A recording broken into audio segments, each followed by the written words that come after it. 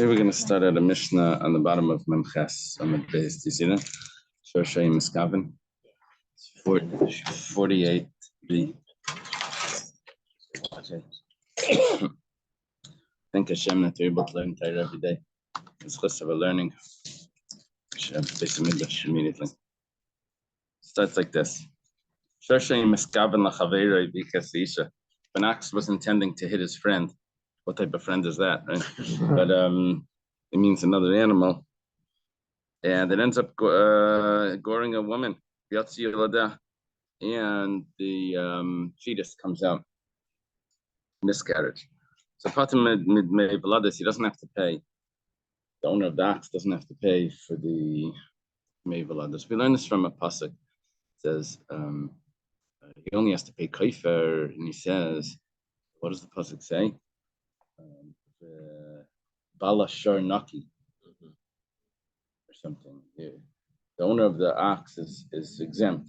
Then there were two sources for this. One was Biyat, that the men were fighting. It says man but not oxen.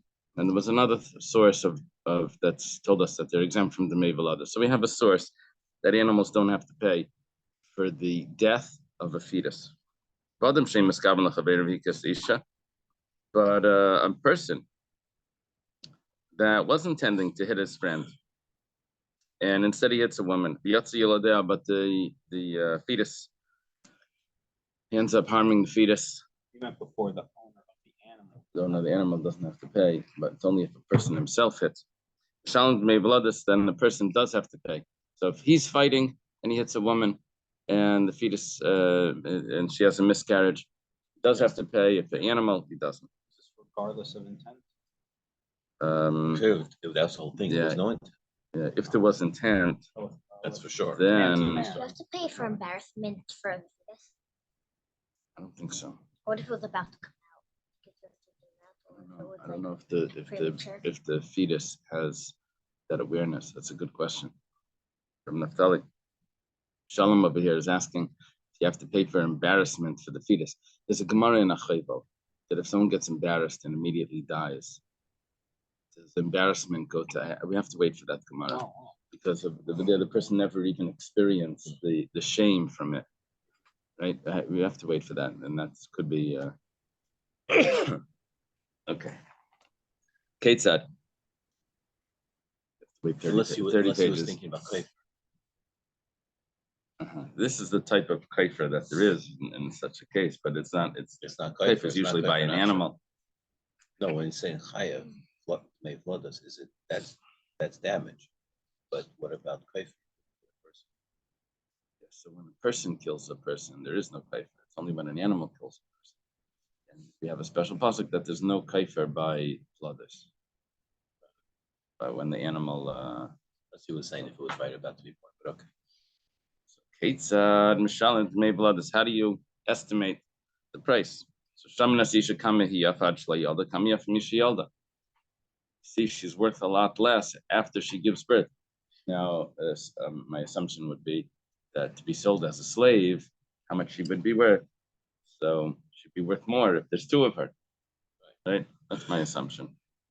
We'll see that it's not actually so. I think we'll see that people actually thought that a heavier woman was more value. That's what old school. Honestly, it should really matter if it's at the end of the 7 years or the beginning. No, it's not a Jewish slave. Oh. It's a how much you'd be worth as a non-Jewish slave, which means a full life, service. Right? Amar Reb Shimon ben Gamliel. That's a good point. Reb Shimon ben Gamliel says, "Im kain mishisha yeledes mishabachas." What's going to be? Thank you. What's going to be if a woman is worth more after she gives birth?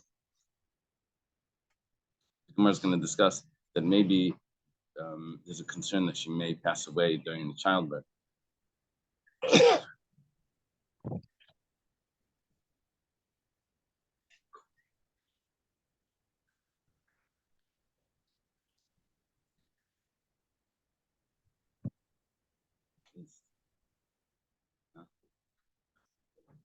Yeah, Memorial, it's not too yeah, bad. the TSA and all that. It's also true for that 7 o'clock Sunday. But it's right before, you never know what Kratzma. Okay, now we're 10. Parking is complicated. That's it. Leave earlier. Save parking is- It's crazy. You can never drive find a parking. around and you can't find a spot. That's nasty. Maybe you just get a ride over here. Just leave your car in the lot. Get a ride. It's cheaper. What time are you going to be in the airport? I'm gonna be there. I leave at 7:15. I'm there at 7:30. You should, just leave your car here. On the way back, Okay. an Uber is going to be less than your. In your park. It's going to be less than your parking. $35. So Yeah. Not even. The,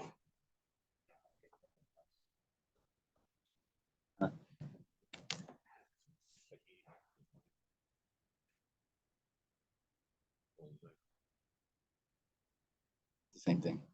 Same thing, and you'll get there on time.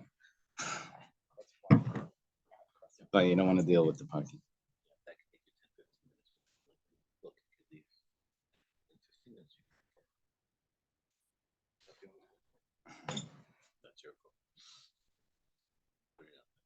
I'm going to the Lord.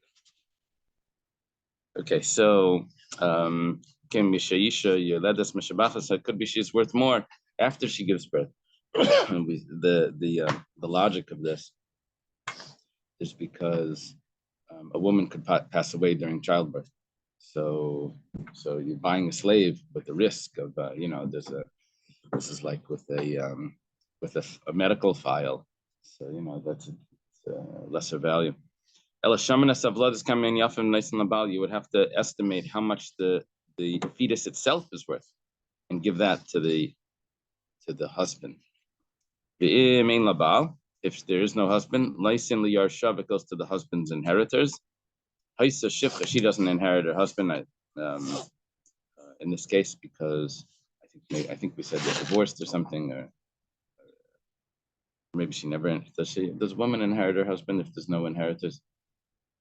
If there's no children?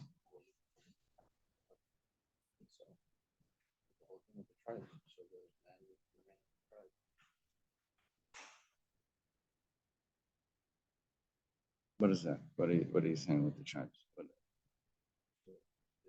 tribes, I mean, The daughters.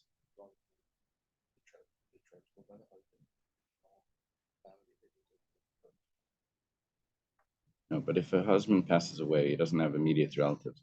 Does the wife take the house and all of that? But it takes the help. I don't know. Okay. Let's say it's a it's funny. The Mishnah says it's really what the Mishnah really means is the opposite. If let's say the husband was a convert and he died, then there's no one to pay. So then he's going to be pater. Now the way the Mishnah writes it is, let's say she was a shifcha, let's say, and she was freed. She was a slave and she was freed. Let's say she was a convertess.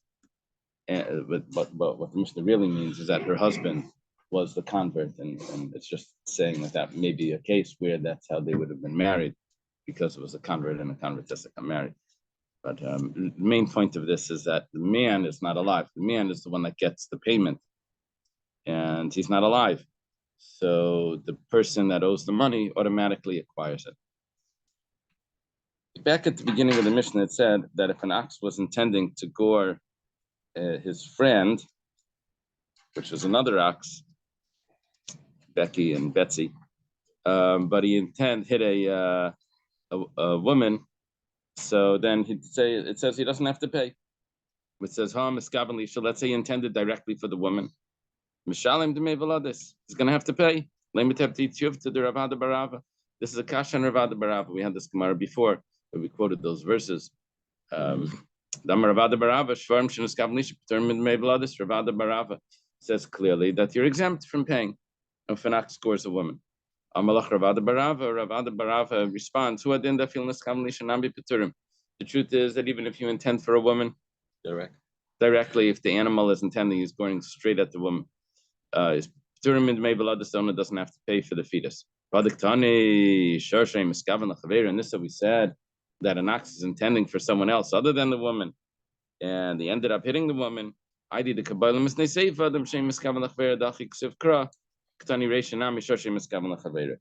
Since the pasuk talks about a man that's fighting with his friend, and then he ends up hitting the woman. So therefore, when it's giving us the contrast to what happens with an animal, it says it in a symmetrical case to what it wants to say when a man is fighting with another man.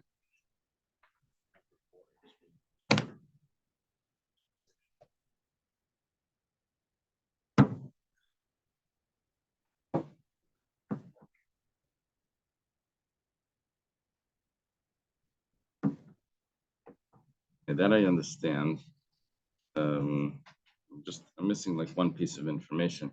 I think the wife never inherits the husband. I think it always goes to That's what I'm saying. to the other relatives. So it doesn't have to be here specifically here that they were divorced.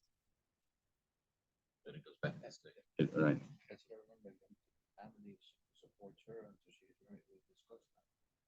Right. Husband in the estate is still No, I'm saying satisfied. if there is no family, but it would go to. There's no such thing as no family. That's what it would go. Let's say it was a convert who doesn't have relatives, so I guess the wife doesn't inherit the husband according to this, unless we say it's divorced. It was Africa. If money was owed to him, it goes to the coin. Right. When the husband's alive, he gets that aside. Oh, Right. Okay. Amar of Papa. Shorsha miskaven l'chaveri. I'm sorry. Amar Shorsha. I'm sorry. Amar of Papa. Shorsha naga chesed shifka. Thank you. An ox that gored a servant woman, slave woman. Yotzi yiladeh. And the woman miscarried. Mishalem dmei v'ladas. He has to pay. This is very not politically correct. My timer. What's the reason? He hit a pregnant donkey. It says, wait here with the donkey. It says, that's a nation that's similar to the donkey. I'm talking about the idolatrous nations, Canaanite nations that were compared to animals. So if over there, it would be not a loss of life. The payment would be like the way you would have to pay if there was an animal that was killed, like property. How do you pay for the fetus? The Gemara asks. Well, the Mishnah explained that there was a machlekes between the Tanna Kamma and Reb Shimon ben Gamliel, that she's worth more according to the Tanna Kamma when she's pregnant, and now she's worth less. And Reb Shimon ben Gamliel says, but how does that work? Anyway, the Gemara asks, Mei Veladais Shvach, the Bach Justice. Ushvach Veladais Mi Bailai. It's only you're only telling me the value of the fetus. What about the fact that she's extra plump? Shouldn't that have some value? You know, the fact that she looks a little larger, that's I remember the story with Rebbe Yitzchak from Berditchev. He saw a man that was very, very large, Jewish man. He ran over to him and gave him a big hug. He said, Azoy fil Yid, so much Jew. So anyway. The value of a woman is like roughly half as much as a male. You learn, like, there was something in Erech when someone, but then that doesn't mean the actual value as a slave. As a slave, you know, it depends what type of job they have and what they're capable of. Well, what about this extra value? The Gemara says, how do you evaluate the fetus plus the extra plumpness, the extra, how does it say, what's the word that it uses in English? I'm saying plump. You have to estimate her value before she gives birth, and then what her value is after she gives birth. Rab Shimon ben Gamliel. Rab Shimon ben Gamliel says, we're back in the Mishnah. We're quoting the Mishnah.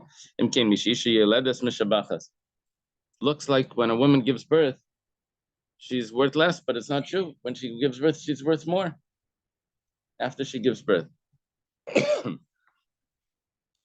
They think that the reason why today women are prettier when they're thinner is because years ago food was healthier. So the more they ate, the healthier they ate. Today the food is not as it's like an evolutionary theory. But today the food is not healthy. The more they eat, the more unhealthy they are. So, and then that would mean that person is usually overweight. Today, Yeah, an impoverished person is more overweight because they eat the less healthier food's more expensive. The pasta and stuff. Also, the drugs that they take to be thin, they're more expensive. I hear you. Without that, Or maybe we just know that people are healthier today when they're not as overweight. They didn't know that back then. Why is that in the psyche that people say, oh, the woman that's thinner is prettier? Why is that in the psyche? So they think the evolutionary reason is because that you want to marry someone that would have that's healthy, that would have children.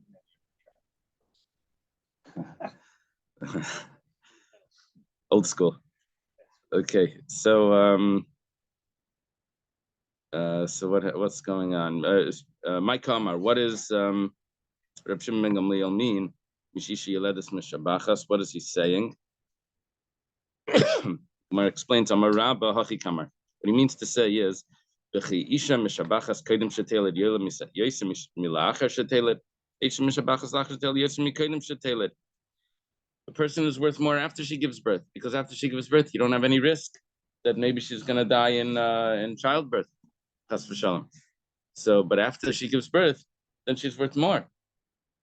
If you would buy her as a slave, you would have like a whole medical file that comes along. There would be like a disclaimer. I want you to know that, by the way, there's a risk that according to him, how do you say that you pay for the woman that's now worth more? Doesn't make sense after the damage. She's worth more after the damage? No.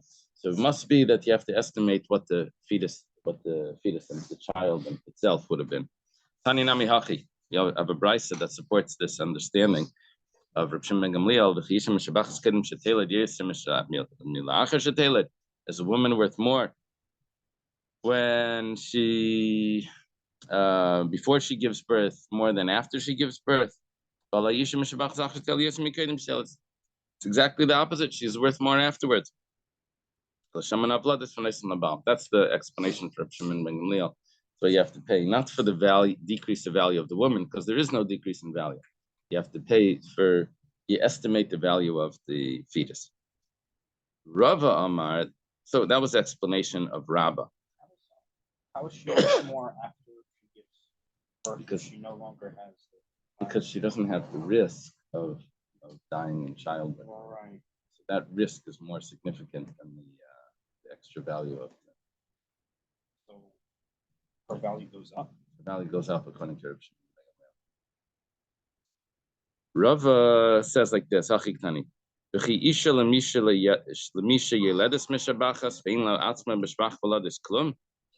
Rava is explaining Reb Shimon ben Gamliel a little differently. He's saying, 1 second, I understand that the fetus itself should belong to the husband. He's the father, and the Torah gives him the rights to that income if someone damages the fetus, that he earns that rights. But what about the woman herself, that she has extra fat because of it, and she doesn't. It's not her doing that she eats more, that she has more weight, that she looks more plump. Shimon ben Gamliel meant was that the actual fetus, that price goes to the husband. Reb Shimon ben Gamliel is adding in, but what about her her increase of value because of her size. She should be worth more because of her size. And that is not totally the husband's doing. It's her also. She was also involved in that. She ate, what did they eat? Pickles and ice cream when they're pregnant. Okay. Never heard of it. So Ella Shaman es Avladis Venice and Baal Shachlad's Chok. Okay. Tanya Namiach, we have a brisa that supports this understanding of Reb Shimon ben Gamliel. I'm Reb Shimon ben Gamliel. She has no ownership of this over this improvement that she has. Ella Shaman Nezik Bifnei Atzmei B'tzar Bifnei Atzmei B'Shaman es Avladis Venice and Baal Shachlad's Cholkin. The damage that's caused to her, she gets. The pain that's caused to her, she gets. The increase of because of the fetus, the value of the fetus, that goes to the husband. But the increase of her weight and her, she's more plump, that they have to divide between her and the husband. So really, what he's just explaining is that there's more payment that goes to her besides for the payment of the fetus that goes to the husband. The Gemara says, 1 second. Kasha de Reb Shimon ben Gamliel on Reb Shimon ben Gamliel. This is problematic because it looked like Reb Shimon ben Gamliel was saying that a woman is worth more after she gives birth, and now you're saying that a woman is worth more before she gives birth.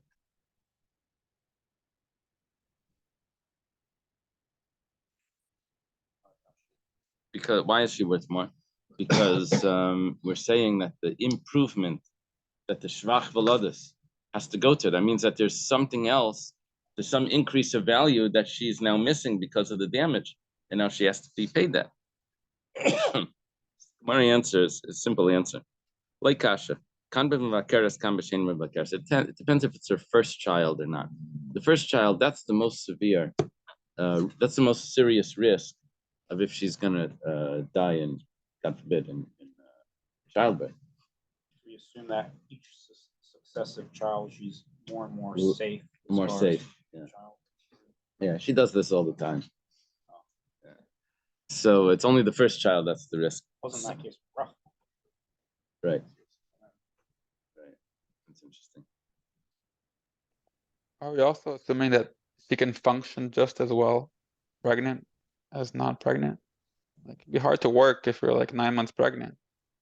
You're a slave, I would think. I think that's nowadays. Uh-huh. I think in China, I think the women are picking rice. They squat, have the baby, and put the baby on the back and continue picking rice. Possibly. I don't know if it's really like that, but yeah, I don't think they give them like the what's it called? Maternity leave and all of that stuff. So okay, so now we have an answer of why it's possible that she could be worth more before she gives birth, even though there's the risk, because the risk is much lower because she's already given birth once, so that risk goes down. So now it's just the loss of value. And that would explain the contradiction in what Reb Shimon ben Gamliel is saying. Rabbanan da'amri shvach v'ladais nami lebal. The Rabbanan that say that the improvement of her weight, she's more plump, that goes to the husband also. My time, what's the reason for that? Don't they agree that it has to do with her eating and something to do with her, right?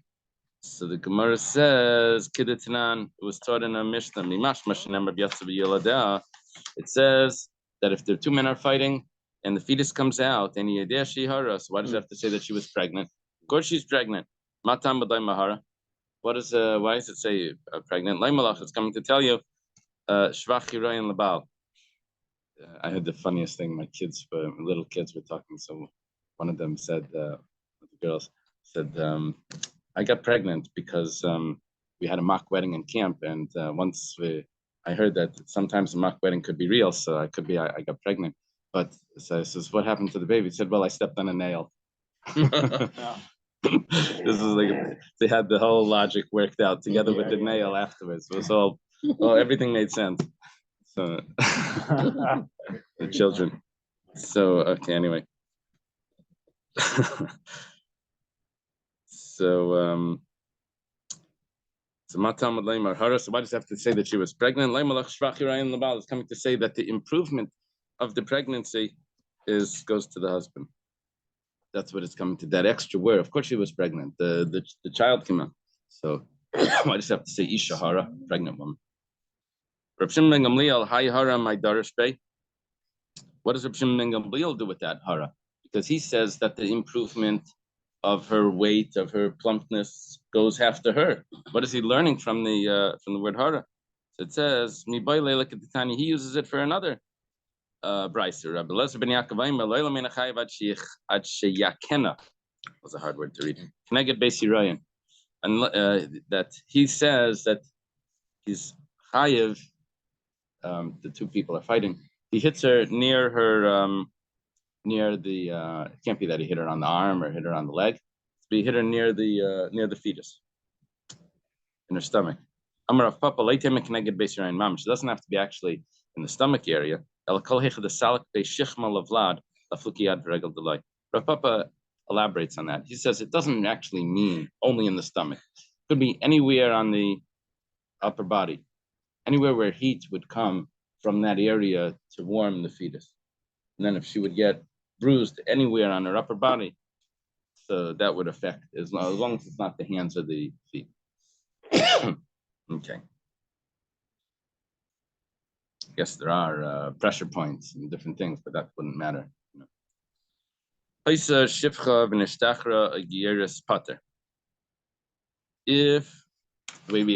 a woman that was married to a convert because she was a slave woman that was released, or she herself was a convert married to a convert, and then the husband died, so then the person that owes the money for the fetus doesn't have to pay it because there's no husband there and there's no relatives either. Amar Rabba, Leishano, this was only taught.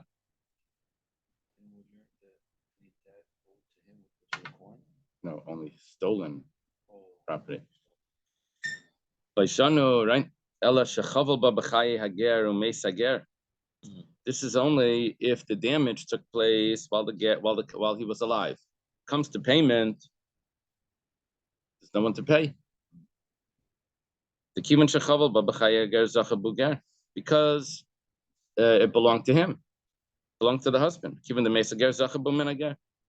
The person that owes the money acquires it because he has it in his possession and there's no one to claim it.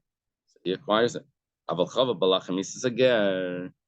But if she conceived, right, and then the husband died, so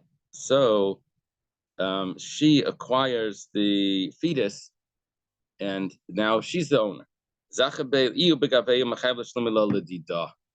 You would have to pay, according to Rabbah, you would have to pay her the money because the damage was not done when the husband was alive. The damage was done after the husband died. She's already acquired the fetus because it's in her, and so now he has to pay the person that was fighting, that the perpetrator has to pay her.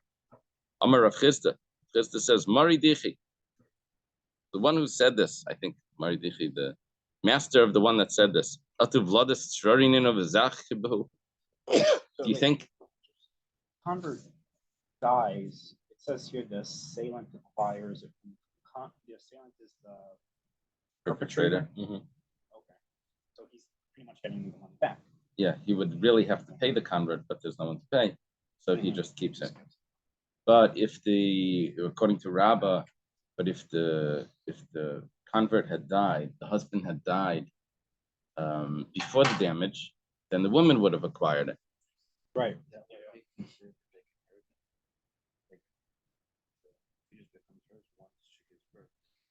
Yeah.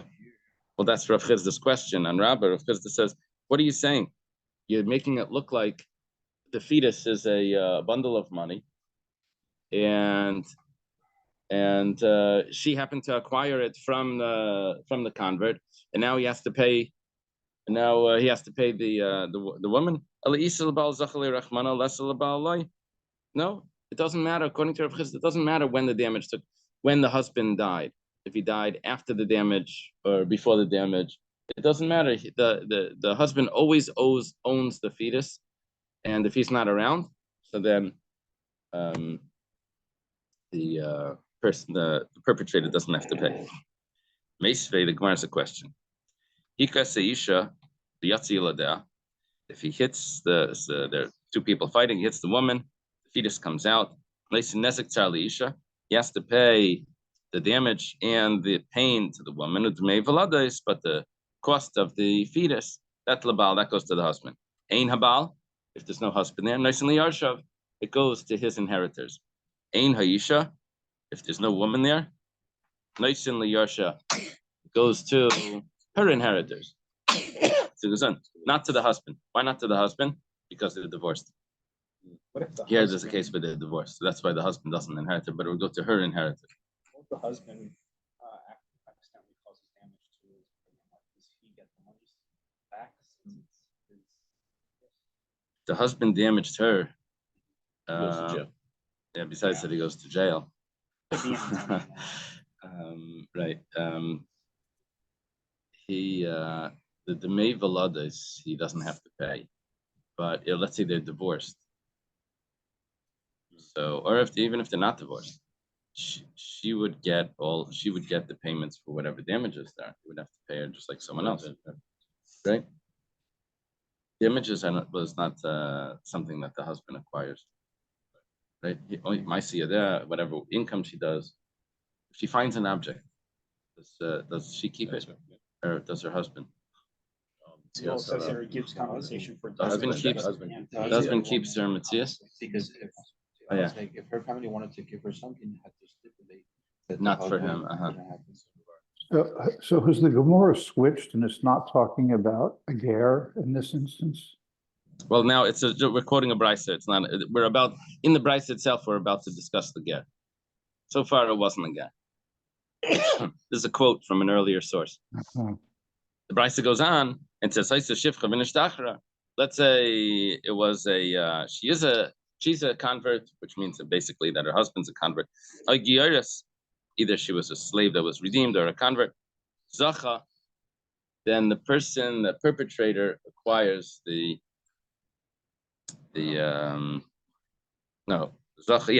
perpetrator acquires the money.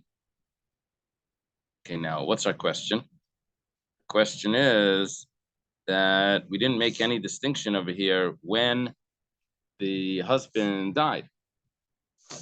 We said automatically that the perpetrator keeps it. We didn't say that if it would have been after that if he died before the damage, that it would go to the woman. We just said it goes to the husband always. Rav Chisda is right, Rabba is wrong. The Gemara says, Amri miyadifim mimasnisin. You asking a kasha from the brisa? We had the same Mishnah, and in the Mishnah, you know what we did? We had the same Mishnah, and Rabba qualified the Mishnah that it's talking about only when the damage was done while the convert was alive and then he died. But if the damage was done when the convert had already died, then she would have acquired it. So the same way we explain the Mishnah like that, we can explain the brisa like that. You're just throwing the same source at me a second time. You've already resolved that question. You have another answer. We're talking about that it's after the death, the damage took place after the death of the husband. Utini, and adjust the brisa not to the word zacha, but the word zachsa. She acquires that. Zacha could be adjusted to zachsa. That would mean that she gets the payment. Now, Taisva says it doesn't mean that we're actually adjusting the wording of the brisa to add a tafin. We're saying that the word zacha could be used for her as well. Let us say that this machlekes between Rabba and Rav Chisda, if there's possibility that the woman will get the fetus, let's say that this is actually a machlekes Tanoim. Goes back way before Rabbah and Rav Chisda. And according to this, this is usually a question where we don't like that a machlekes Amirayim should really be a machlekes Tanoim as well. We try to avoid that. Because why didn't they just say that I'm passing like this price or I passing like that price? They could have said that. They're making it like as if they have a brand new machlekes. So lema katana is usually a question. Umar tries to get out of it. Bas Yisrael, the Brisa says like this: Bas Yisrael shenisas legervin esabrim meno. There's a Jewish girl that married a convert and she became pregnant. And while the husband's alive, she got damaged. So Does it say from who or it's not relevant? it doesn't say. It was someone damaged her. So the husband gets the payment for the fetus. Let's say the damage took place after he died. We actually have one brisa that says chayiv, one brisa that says pater. Now, the understanding of this would mean my love, is it not? Tani chada. Yeah. One brisa. Okay. Tani would mean like do it or something. Or in Aramaic, though, it would be teach. Tani would mean teach. I mean, it's using the brisa term. Right. Right. And it's taught in one brisa that is pater. My love. Question. Yeah. Ask a question. So the general rule with a ger is that if he doesn't have children, he has no heirs. Right. And the first person who makes a kinyan on his possession owns it. Right. So the ger is married a girl who is pregnant and he dies. She's carrying it. Is that not a kinyan? Yeah. So that's what Rabbah held. That Rav Chisda says no. You can't acquire people like that. You can't The acquire. fetus is not money. He's saying you can't acquire rights. You can't acquire rights. Right. She's acquiring, she has the child, but she can't acquire future rights. Right. Just like that. Okay. So that's their argument about that. Yeah.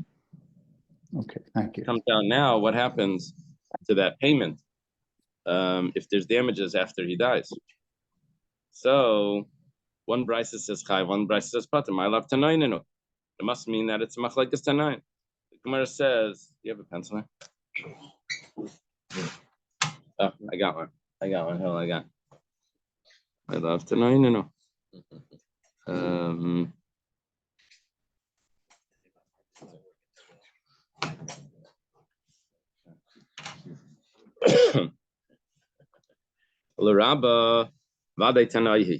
The Gemara says that according to Rabbah said that that really the woman could acquire it. So Rabbah himself would say that I followed the opinion that says that chayiv. I follow that brisa. There's another brisa that disagrees with me or disagrees, but I would go with that opinion. But maybe according to Rav Chisda, it says that the husband, that the woman never gets any money. Maybe we can explain the brises that they're not arguing. In other words, Rav Chisda can go with both. The Gemara says, like kasha, do we have to say it's a machlekes tanaim? Like kasha, we don't have to. What you can really say is that really when it comes to Dmei Veladas, you don't have to pay anything. But Rabbanan and Rab Shimon ben Gamliel had another machlekes regarding the improvement of the plumpness of the woman because she's pregnant. The Rabbanan said that went to the husband, and Rab Shimon ben Gamliel said that half of it went to the woman. So now let's just say that if the damage took place, Lachamis ager. So one brisa says after he died, one brisa says chayav, one brisa says pater. We're talking about, do you have to pay the shvach of the vladas, the improvement of her plumpness? That's the question. According to Reb Shimon ben Gamliel, she gets half of that, or maybe now she gets all of it. Gemara says here, Reb Shimon ben Gamliel, if it's Reb Shimon ben Gamliel, my area lachamisa fila mechaim nami esli palga. Then why are you saying that she only gets it after his death? According to Reb Shimon ben Gamliel, she always got that. Yeah, they would have to praise. The Gemara says Mechayim. The Gemara answers Mechayim Mislei Pal Galach Misakula. What it means is that she gets all of it after the death. She doesn't get only half of it, which she would get if the husband's still alive. If you want, you could say Hava Reb Shimon ben Gamliel. Actually, both opinions are following Reb Shimon ben Gamliel. Kam b'shvach v'ladis, kam b'dmei v'ladis. And what we're talking about is one brisa says chayv, one brisa says potter. One brisa was talking about the improvement of the plumpness, and that's what the chayev. Another one was talking about the actual fetus. Now we say is potter because the husband passed away. Amri, they say like this. 1 second.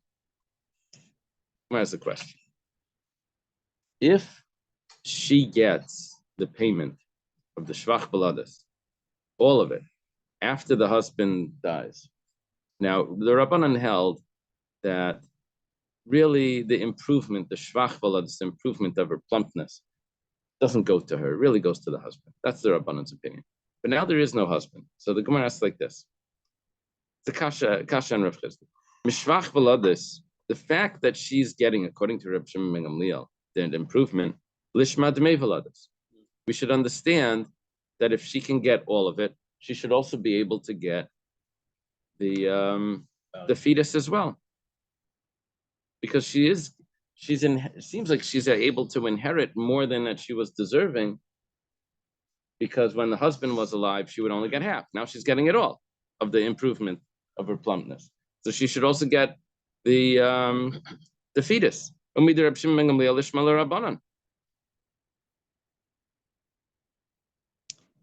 could add in 1 point. The fact that the Rabbanan argue on Reb Shimon ben Gamliel, yeah,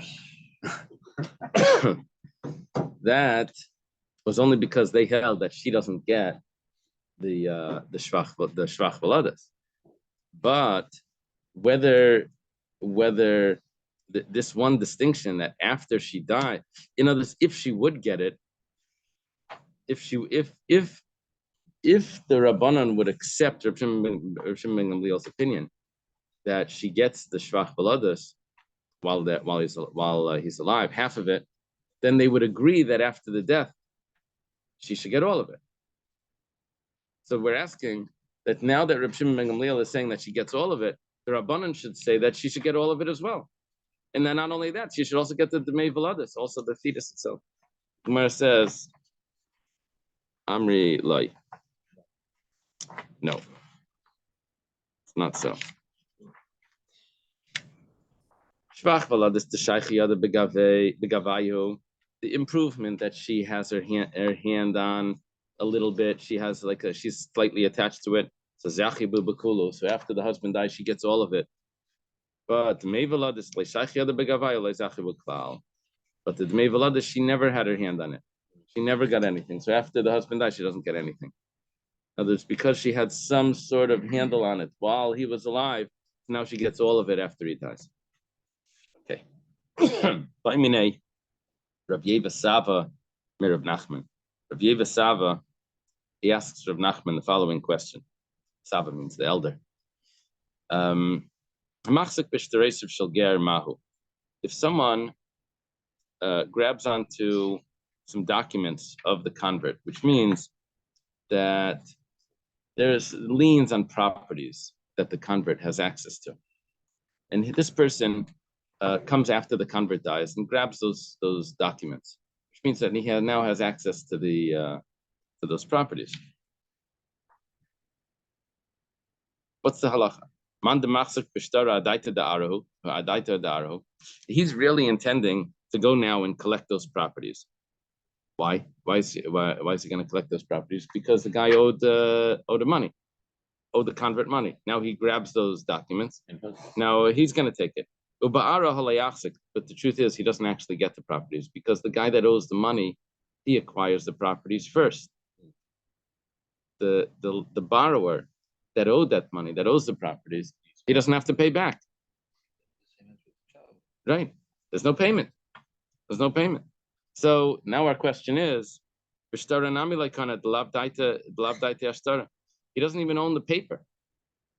Maybe he didn't even acquire the paper because his intention of taking the paper was to take the property.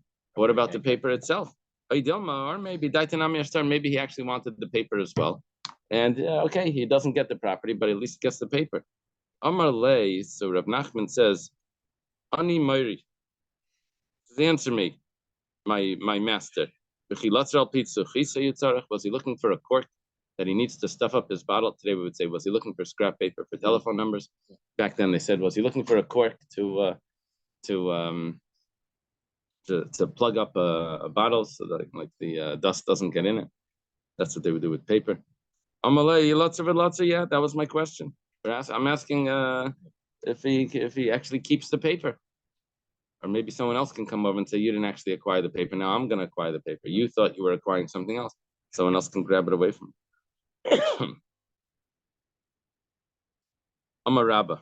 Rabba has a halacha over here, so we don't have an answer to that. Mashkoinei shel Yisrael biyad ger u'mesa ger. Let's say someone owned the convert money, and he gave him a mashkan. He gave him a collateral that you can collect from this if I don't pay you back. But now the convert dies. Another person comes and sees this vase, fancy decorated vase on everyone's running in there, grabbing whatever they can. So that's what he took.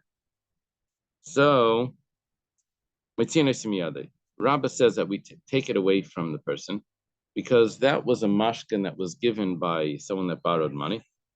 And the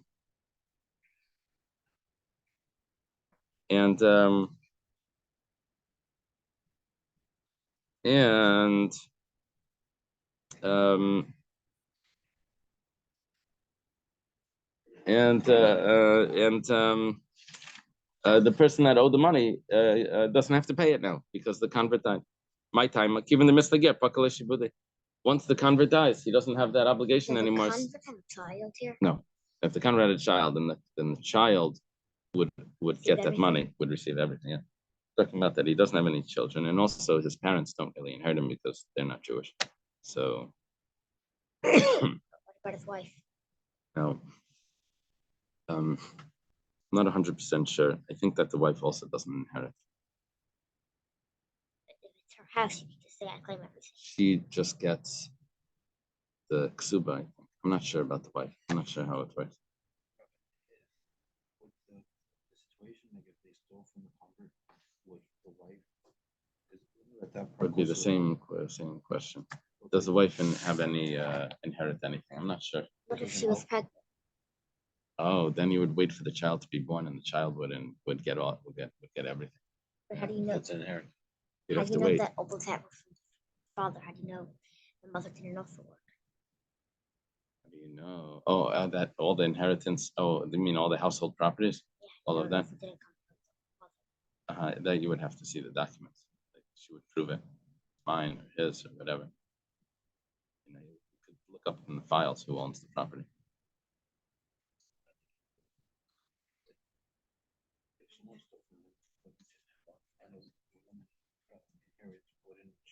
Yeah, then for sure she would receive it. For sure. No, maybe that case was when he didn't have a wife. How do you know that case is when he has a wife? No, I'm not sure. I don't know. It's just I'm not sure. Anyway, now we say the other way. Mashkani shel ger biyad Yisrael. Let's say the opposite. Let's say the convert had borrowed money from someone else, and to pay back, he didn't have the money. He gave a collateral. Says, if I don't get the money, do you take from this? And now someone else came and grabbed that collateral, that vase that was sitting on the table. So zeh kind of connected ma'isa. The vase itself has a certain amount of value that part of it should be the repayment of the debt. It's funny. The guy ran into the Jewish person's house and grabbed the vase that belonged to the non-Jew because it was in his house. He was holding it. It's like, how did he know to come in and take it? So if the vase is worth more than the debt, then the one that owns the lender only has the amount of his debt, and the other person acquires all the rest of that value. The Gemara says, 1 second. Why doesn't his property automatically acquire it? Because it's in his property, it's in the Jewish person's house. The Amar Rabbi Yossi bar Chanina says, the property itself acquires it. It was in my house. You came in and you grabbed it from my house. Right at the moment of death of the convert, it was in my property. That should, my property should acquire it automatically. Amri, so the answer, talking about that the lender, the guy that had it, was not standing next to his property. And his property doesn't acquire unless he's standing there. If he's there, if he would be able to acquire, so his courtyard can also acquire. In other words, the courtyard only does the job of him lifting it up. He doesn't have to lift it up, but he has to be there. If he would not have been there, he wouldn't have been able to acquire it anyway. So the courtyard doesn't acquire it either. So that's the answer to this. But however, the halacha is when it comes to the other person acquiring the rest of it and not the courtyard, the lesser it's only if, this is the way Rashi explains this, it's only if the collateral was not in the home of the person. Otherwise, if it was in the home of the person, then he would have acquired it automatically, even though he's not standing there. It must have been, it was in the home of the convert. And he says, look, I'm putting a little label on this that says that you're going to be able to take from this, to collect. But he actually never took it on his own. Okay, let's go a little further. This next, have a safe shower. Let me give you a shliach mitzvah.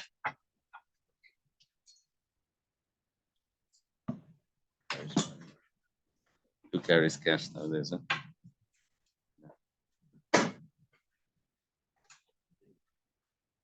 Put it in a pushka over there. Okay. Achifer bar b'shas hayachid u'pischa l'rshas rabim. Let me introduce this.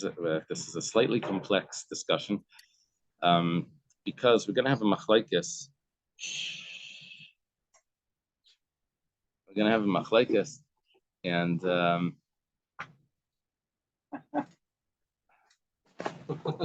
very good. Very good. I don't speak Spanish, but I get the idea. Yeah, but the book is important, not the links. What was the guy said? He would read the paper every day. It was this Rosh Hashiva and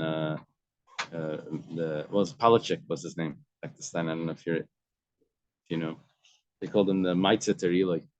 Anyway, he was in Yeshiva University. He read the paper every day, but he spoke Yiddish. He spoke Yiddish. He didn't say.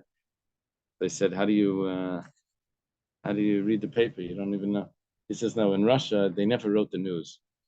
You have to just read between the lines." He said, I don't read English, but I can still read between the lines. Basically, I get the point. That's like. Okay, so this is a complicated discussion, but usually we always learn that if someone digs a pit in a public area, he's going to be chayav, right? For all the damages that pit causes. Palachik, Shlomo Palachik. He was one of the Rosh Hashivas, but it could be way before your time. What's the time before?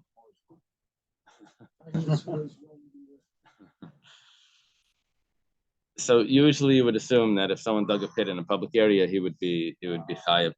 It's actually not so simple. There's a machlekes, and then there's a machlekes what the machlekes says. So it goes like this: someone digs a pit in a private area, but he makes a tunnel, and the opening to the pit goes into the Rishus Harabim. Or the opposite. Or he digs a pit in the public area, and he makes a tunnel to go into a private area. Now, how did anyone get into that area and to get damaged? The answer is that he made the private area ownerless and allowed people to walk in. but he keeps the pit, which means he owns the pit, and he just makes the people. In other words, this is a little bit of a claim that someone can say if someone falls into a pit in his own property. You can always say, "Well, what were you doing in my property?" But here we're saying that he can't claim that because he allowed people to walk in. He made that property ownerless. It says over here, one digs, but not involved as part of the pit. Yeah. So there's either a tunnel or a part of the pit. It's the opening to the pit is going to be, in this case, in the private area, or he digs it in a private area, and the opening to the pit is in another private area. You didn't say that if it has to be a certain amount of. Yeah, it has to be 10 tefachim deep. So who owns this? The owner of the pit is the guy that dug it, but the owner of the property where it's dug, that is there's rights to the person that fell in to be there. Otherwise, you could always, in other words, where there was otherwise there would be an excuse where you can say, well, what were you doing in my property, and I shouldn't have to pay for that. If the pit causes damage. Then he does have to pay. Or the tunnel causes damage to the private individuals. The Have to one pay. responsible is the tunnel maker. Yeah. Read between the lines in English. Or English or whatever. Must know this. Dead or alive. Tana Rabbana, was taught in the Bryce, get ready, pay attention. This is going to be a machlekes, and then we're going to have machlekes. What the machlekes is? It's highly complex. Someone digs a pit in a private area, but the entrance, the tunnel opening is in the Rosh Hashanah, is in a public area. Okay, let's skip the parentheses. Chayev, he has to pay. Well, the opening is in the public area. He has to pay. An opening in a public area, that's the pit that the Torah is referring to. Rabbi Yishmael. Rabbi Kiva says, no, that's not what the Torah is referring to.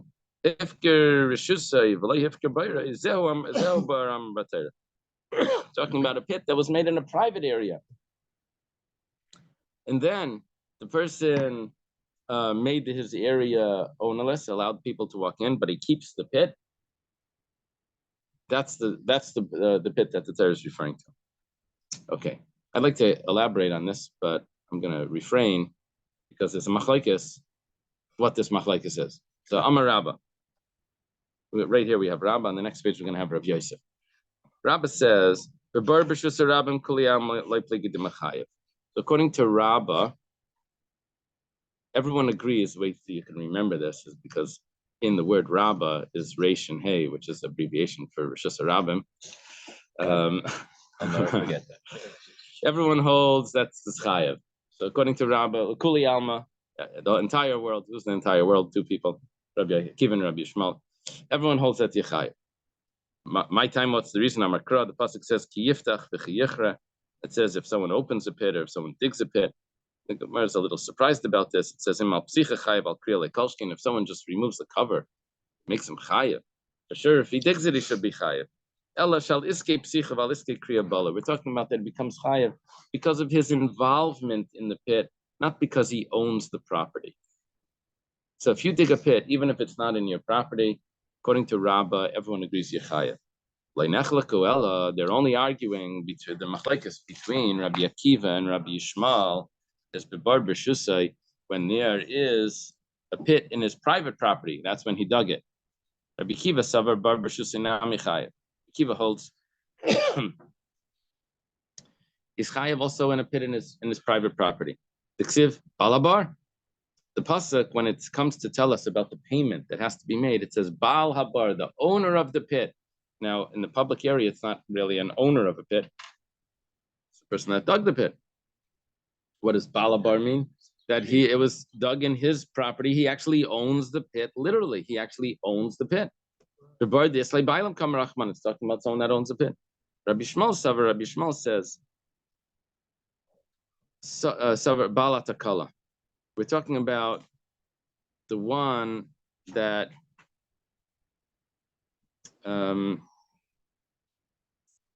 Let me just add one point over here.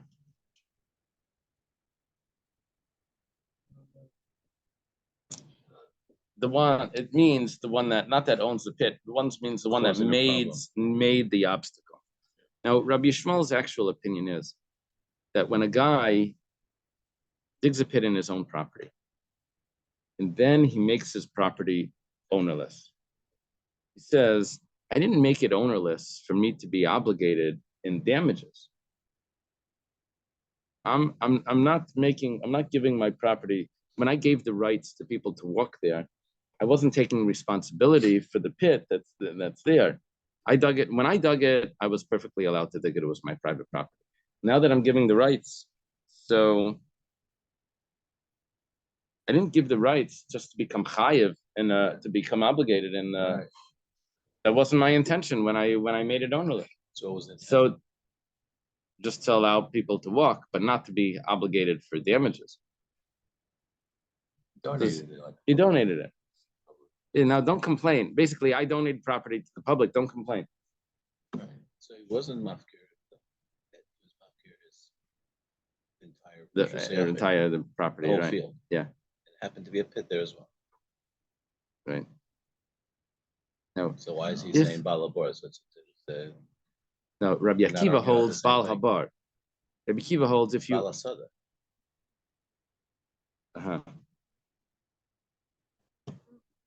See, what happens is, if you're mafkir both the pit and the property, then that's mamash rishus harabim. So now that's everyone agrees rishus harabim is chayav. He dug a pit in rishus harabim.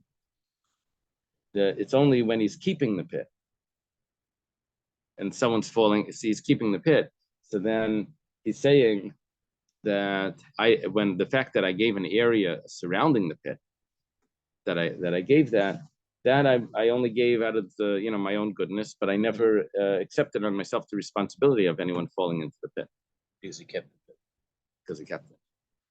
So if someone built a tunnel and they built a hospitals, schools, and things like that, and said, "Oh, I have no responsibility for people up there. They're welcome and they can stay with this and that." Right? He's still responsible for the pit and whatever damages he ensues. Let's say yes. That's what it says. So, but Rabbi Yishmael would say that if he digs a pit in his private area, that he's going to be exempt. Now the problem is, if Rabbi Akiva says you're always chayiv, you're chayiv in a public area, you're chayiv in a private area. So why do you have to say this is the pit that the Torah is telling you? You're always chayiv. Gemara says that just means that when the Torah says that you have to pay balabar, it's referring to a pit in the private area. It's just saying that's what the pasuk is referring to. Okay, so now we have Rabbah says that everyone agrees to Rishus Harabim is chayiv. There's a machlekes Rabbi Akiva and Rabbi Yishmael regarding Rishus HaYachid. Rabbi Akiva is strict, Rabbi Yishmael is lenient. Says that he's exempt in Rishus HaYachid. Rabbi Yosef Amar, Rabbi Yosef is different. Rabbi Yosef says, "Bebar Rishus HaYachid kol yamalei pligi d'machayv." You see, the way to remember this is that Rabbi Yosef starts with the yud. So Rishus HaYachid. According to him, he holds that Rishus HaYachid, everyone says is chayiv. Everyone agrees. Who's everyone? The entire world? Both Rabbi Akiva and Rabbi Yishmael.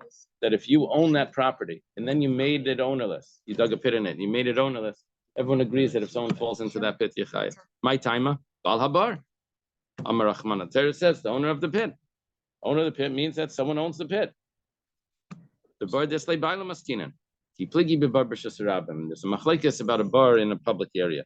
Rabbi Yishmael Savar. Rabbi Yishmael holds bar b'shus harabim nami chayiv. Rabbi Yishmael is the strict one. He says a pit in a public area is actually chayiv. If you're chayiv for digging, if you're chayiv for opening the pit, you're chayiv for digging the pit.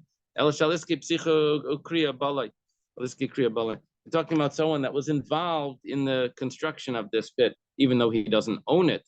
That's Rabbi Yishmael's view, that you're going to be chayiv in a pit in a public area. Too bad, he dug it. Rabbi Akiva says, "Hana mitzvah shrichi." You can't learn from that you're chayiv in a public area because it needed to say that. Because of Rachmana ki yiftach, if it would just say that someone opened the pit, that would tell me that someone opened the pit. All he has to do is close it to be exempt. Kaira, but if he dug the pit, at the time he won't be exempt just by covering it. He would have to actually fill it in to be exempt. If someone else dug it on someone else's property, he owns that property, so it's his. But if he renounces that property, he never dug it, it's not even his property. Yeah, that's a very interesting question. That's a Taisus type of question.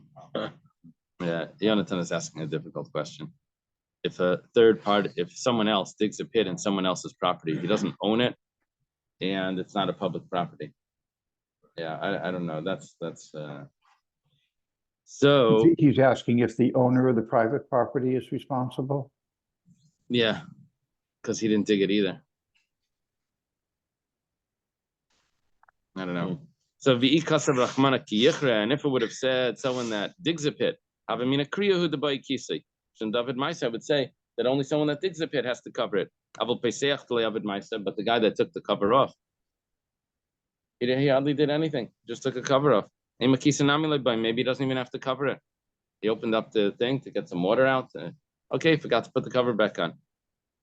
So Kamash Malon comes to tell me that no, he's chayiv for that as well, even though he didn't dig the pit, but he's going to be chayiv. So Rabbi Kiva is saying is that that expression of digging and all of that, that doesn't make a person chayiv b'shus harabim, like the way Rabbi Shmuel says. He's actually, if there's a pit in Rishus harabim, according to Rabbi Akiva, according to Rabbi Yosef, he's going to be exempt. Okay. No, he's not traveling. He's Well, Interesting. This you can use a lesson from Asher Yatcha.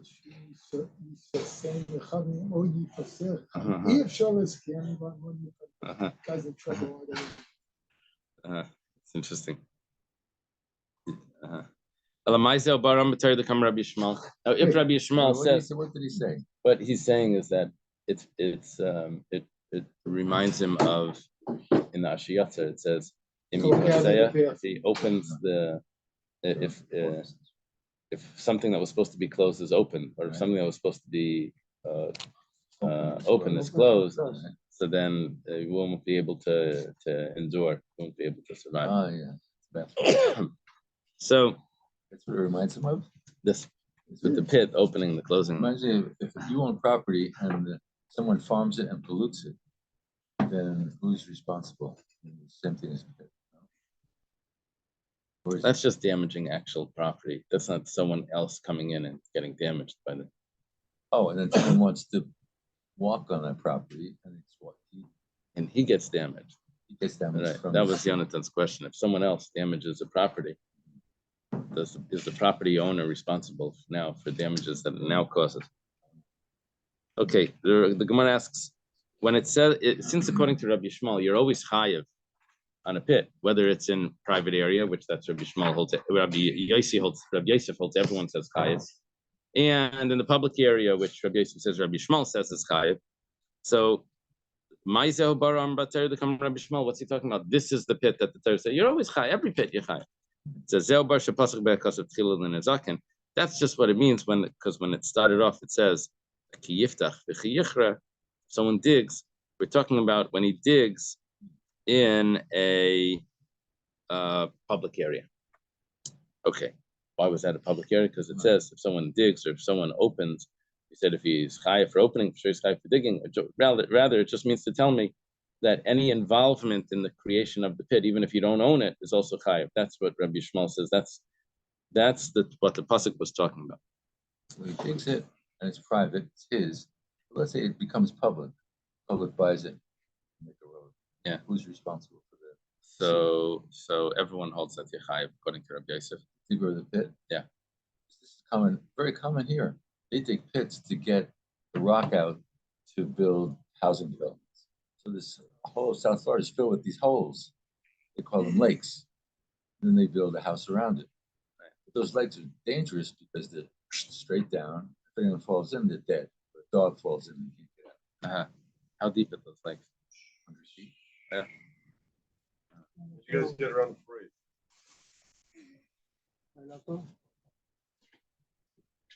Wow. Wow. It's Look at the color of that, like this morning sky. an apple. Oh, realistic. Yeah. It was like purple. Oh, wow. Strangest color. Okay. The Gemara says, thank you. Would you bring me? Meisvei, Achifer Bar B'Shus Rabbim. The Gemara has a question. Someone digs a pit in a public area, Pischil or Shus Yachid, but the opening is into the private area. So he's potter, he's exempt. Now let's just speak this out a little bit to analyze what's going on. According to who is there ever an exemption in a private area? Only according to Rabbi Rabbi Yishmael. Yeah, because according to Rabbi Yosef, everyone's always chayiv in the public area. How's Rabbi Yosef going to explain this price? Okay, let's go further. Did I just skip? No. Yeah. Even though he wasn't allowed to dig in a Rosh Hashanah, he dug the pit in Rosh Hashanah, but the opening is to Rosh Hashanah. You're not allowed to do this because you're not allowed to make a weaken the Rosh Hashanah.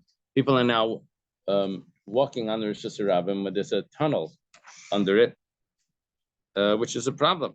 You're not allowed to make tunnels under Rosh Hashanah. Okay, now,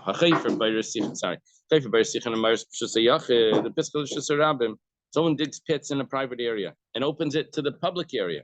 It's chayav. It's going to be chayav. Now, that is not going to fit with Rabbi Akiva's view according to Rabbi Yosef. But according to Rabbi, everyone would agree with that. If someone digs a pit in a private area, which is next to a public area, for example, someone that's making a foundation to a wall around his property. When you dig the foundation to the wall, you have to dig into the ground, and it's right next to the sidewalk. It's right next to the public area. He wants to put a wall in. Solution is like the foundation to a wall. He's going to be exempt. He's going to be exempt. He's potter. Rabbi Yosef Rabbi Yehuda Mechayev ad sheyasim mechitza asaret sheyachik makom jis ragli adam makom jis ragli behem arba tvachim. Rabbi Yosef Bar Yehuda says that no, you're not going to be exempt. You have to protect the public, even though you're digging it in your own property. But you have to either set up a fence, like a construction type fence, or you have to distance the wall 4 tvachim from the edge, so that people that are walking there don't just like slip and slide right into that hole. When it says time of delusion, the reason why he's exempt for doing that was because he was doing something that wasn't negligent. He was building a wall. Halavlution. But if it wouldn't have been that he was making a wall, it was just pure negligence. He just decides to dig right next to the public area.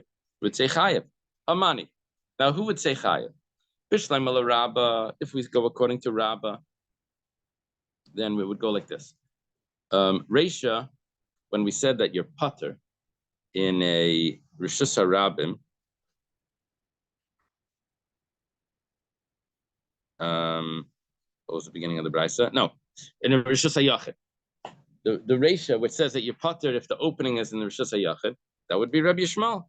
Okay, fits with Rabba. Rabba holds that the beginning is Rabbi Yishmael. The Seifa, that says that you're going to be chayiv if it's in your own property. Why you chayiv in your own property? Because you're only exempt if it's leushin, if it was building a wall. But if it was a negligent type of thing, it wasn't construction, you just dug a pit. So then, and you have no rights to do that, to do it so close.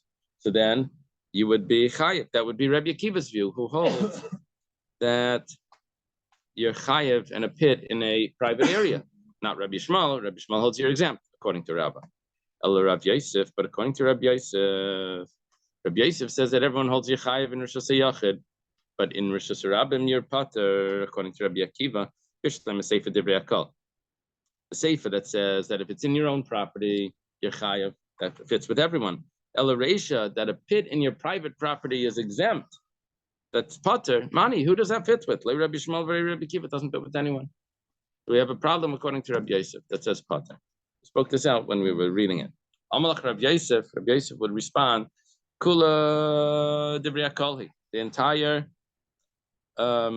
Brisa is going according to everyone. And so why are you potter in the beginning? Reisha shlei hifker loy reshusay v'loy bayrei. They all agree. The reason why you're pater is because you didn't allow anyone in. What are you doing in the property? We always said that in a private property, Rabbi Yosef says everyone agrees he's chayiv if he digs a pit in a private. But that's only because he then takes the property and makes it ownerless and allows everyone to walk inside. But over here, he didn't allow people to walk inside. So that's why he's going to be pater. What was he doing in my property? Now, even though we learned before that if someone in your property that you go ahead and damage, so you're chayiv because you have permission to kick someone out, but you don't have permission to harm him. But that was when you went directly, intentionally harmed him. But here, you didn't intentionally harm him. You happen to have a pit in the property. It says everyone that comes into the property, I always tell them, you snuck over the fence and you fell in the pit. That's your fault. Okay. Amar Ravashi. Ravashi says, Hashtadu Kimtel Rabbi Yosef L'Divrei Hakol. Now that you've established the brisa according to Rabbi Yosef, and you started off with a question that according to Rabbi Yosef, this is an impossible way. It's like an impossible resolution how to resolve this. And it turned out that you gave an answer that's even better than Rabbah. Let's go back and try to fix Rabbah. L'Rabbah nami like took my Tanai. Let's not say that it's a machlekes Tanai. Me the Reisha Rabbi Yishmael. The fact that the Reisha that says that you're in private property and you're exempt is the opinion of Rabbi Yishmael. Seifanami Rabbi Yishmael. Let's say the end is also Rabbi Yishmael. The only problem is the end says that in a public property you're going to be chayiv. If you and not in public property, in a private property, you're going to be chayiv, which that was the opinion of Rabbi Akiva. It says v'taima delusion. How did we get to this that you're going to be chayiv? Because we said you're pater if it was digging for the foundation of the wall. Halavlution, but if it wasn't for a foundation, then you're going to chayiv. Going to be chayiv. We're talking about that he extended it out too much. It was considered in the public property. He dug all the way over till mamish people in the public property slip right into it. That's why you would be chayav over there. If it's private property, you would be exempt, according to Rabbi Yishmael, according to Rabbah. But over here, you stretched out the foundation all the way into the public property, and sometimes afterwards they fix it up. But I'm just thinking like here we don't see that much. We see they put up the building construction fence, and then you just see them working. But if you ever watch major building construction in Los Angeles or California, and you look, I just said that. I meant Los Angeles or New York City. You see they go down. I mean, it's scary how far down because they make multiple basements. And so you know how they had to do the Twin Towers because the water was coming in from the water. They had to freeze it. They had to freeze the water so that it doesn't rush in and ruin the foundation. Wow. Yeah, and that's why they were able to do that. Yeah, because they had to dig it out. They dug out the soil, and then they made what's the lower Manhattan? They extended Manhattan a little bit with that soil. Really? Yeah, because they had to dig it out. They built Staten Island. Not Staten Island, before Staten Island, but they extended. Statue of Liberty. They extended the. Anyway, yeah, I saw this thing because of 9/11. They said everyone talks about how the Twin Towers. Every mentioned Twin Towers, they only talk about like the death of the Twin Towers, but the construction of it and the life of it, no one talks about it. It was like a spectacular thing. All the brilliance and how they built it and everything. The window washers, they had these things that every month would wash all the windows. Electronic, they would go up and down. Yeah. I don't know. No. I don't know. It was built by this architect that was a Japanese guy that was actually afraid of heights. I remember when they were built. Anyway. Like Empire State Building, Christ, those were all. Okay, Meisvei, the Gemara has a question. Someone digs a pit in a private area, but it opens up into the public area. Who would agree with this? Well, Rabbah, everyone would agree with this. And according to Rabbi Yosef, this is problematic according to Rabbi Akiva. Right? Akiva says public area It's exempt according to Rabbi Yosef. But if it's in a private area that's close to Rosh Hashanah, then you're going to be pater. Now, in a private area, you're going to be pater. Bishleim Rabba, according to Rabba, Kula Rabbi Shmali. It fits perfectly with Rabbi Shmal. Public area chayev, private area pater. Ella Rabbi Yosef, but according to Rabbi Yosef, Bishleim Reisha Rabbi Shmal. We said in the Reisha that you're going to be chayev. That's Rabbi Shmal. Ella Seifa Mani, but according to it says that you're exempt in a Rishus Hayachid. According to Rabbi Yosef, you're always chayiv in Rishus Hayachid. Mani, who does that fit with? Lei Rabbi Shmal, Lei Rabbi Akiva, doesn't fit with Rabbi Shmal or Rabbi Akiva. So Amalach b'chayfa leushin v'divrei akal. We answer that why are you going to be pater in the private area? That's because you were digging a foundation to a wall where you have permission to dig, according to that opinion, and that's why you're going to be exempt. Taner Rabbanan. Chafar upasach. He digs a pit. He opens it up. And he gives it over to the public area. In other words, he tells the people, I dig this pit, and now it's collecting water, and whoever wants can come and drink. So he's pater if any damages happen. But if he digs a pit and he doesn't give it over to the public, he leaves it open, then he's going to be chayiv.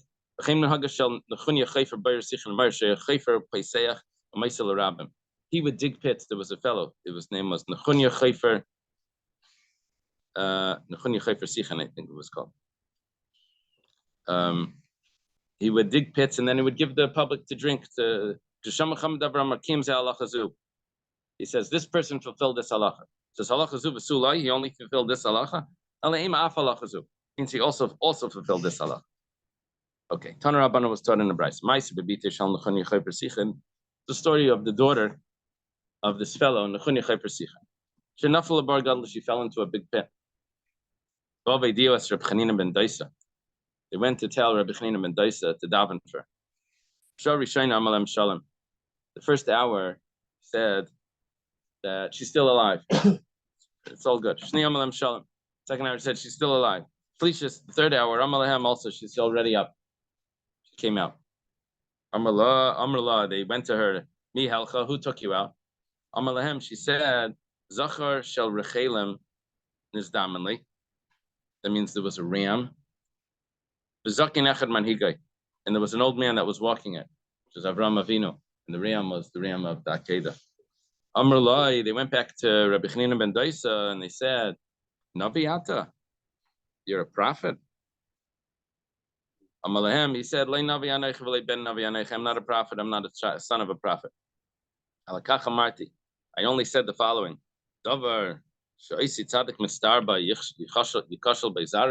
Something that this tzaddik worked so hard to give people water, his descendant, his child, should stumble in it. So it's impossible that she's going to be harmed. Because it was the very thing that he was. It was the very thing that he was careful to do. Amar Ravacha. Ravacha says, "Afal pikein meis b'nei betzama."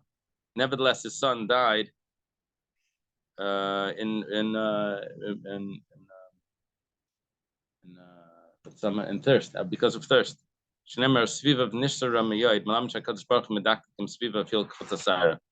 Because Hashem is careful with tzaddikim, even like a hair's breadth. Rabbi Nechunya brings another source. Doesn't tell us the details.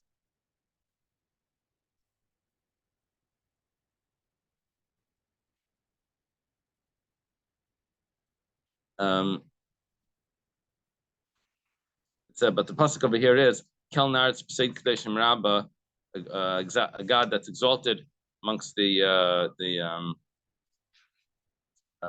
secret of the holies. But he's awesome on all that he surrounds. That means awesome means that he puts fear on everyone. Rabbi Chanina says, anyone that says that God doesn't care, so his life isn't cared for. Where's there a buck instead of a base? Which one? Vatran? Chayav. Oh my God, no. Oh, so over there, Yivatru Chayav means his life. Oh. His life is very good. His life is like not cared for. It's like dispensable. Shenemar Atzur Tam and Palik Chadur Racham Mishpat. the rock. Perfect are his actions, bring to Hashem. All his ways are just, which means that Hashem makes it accountable. This would say about someone that wasn't religious. So would tell him, you can't also. Says, I'm not religious. This doesn't matter anyway. This, says no. Every little detail matters.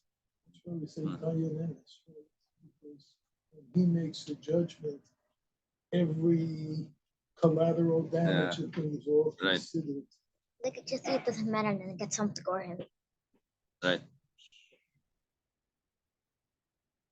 Amar Rab Chana. V'yiteimer Rab Shmuel bar Nachmani. Chana says, some say Rab Shmuel bar Nachmani says, what's the meaning of the pasuk? Erech HaPayim says that he's slow to anger. Like Ksiv Erech Ha doesn't say he's slow to anger. It's like Apayim. It's like a plural faces. Erech HaPayim Tzadikim L'Rashem. What this really means is that he's patient for the wicked, that he doesn't punish them right away, but he's also patient for the righteous, that he doesn't reward them right away. Yeah. Taner Rabbanan. Started in a brisa, La Yisakel Adam Mirshusar L'Shusar Rabban. A person should not take stones from his property and throw them into the public property. It's the story of a person. This is a story you would find in a Musar book. The story of a person that was taking rocks from his property and throwing into the public property. So a chassid was walking by. It says, Amallah, he says to him, Reika, you empty one. Oh, low life. Why are you cleaning out a property that's not even yours, and you're making a mess in a property that is yours? So Ligligalav, he laughed on him because it's just the opposite. It's the other way around. He's cleaning his property, throwing into the public property.